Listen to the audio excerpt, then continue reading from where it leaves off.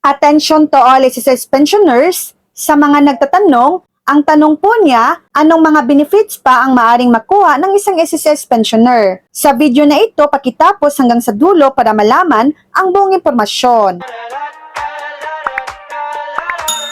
Alamin natin kung anong mga benefits pa ang maaring makuha ng isang SSS pensioner bukod sa kanilang regular na pensyon. Mga karagdagang benefits para sa SSS pensioners, bukod sa regular na monthly pension, may iba pang benepisyo na maaring makuha ng isang SSS pensioner. Una, 13th month pension. Ang mga SSS pensioners ay tumatanggap ng 13th month pension tuwing December.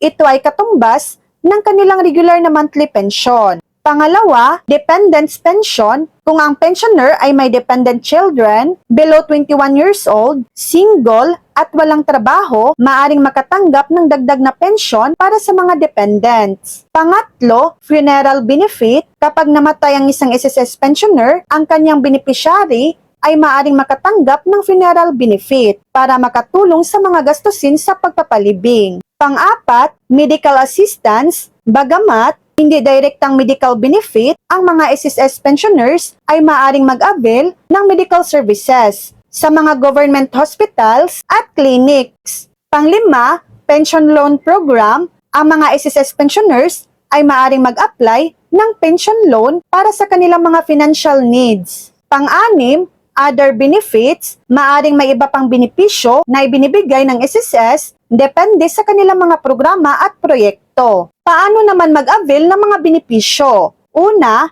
alamin ang mga requirements para sa bawat benepisyo na gusto mong i-avail.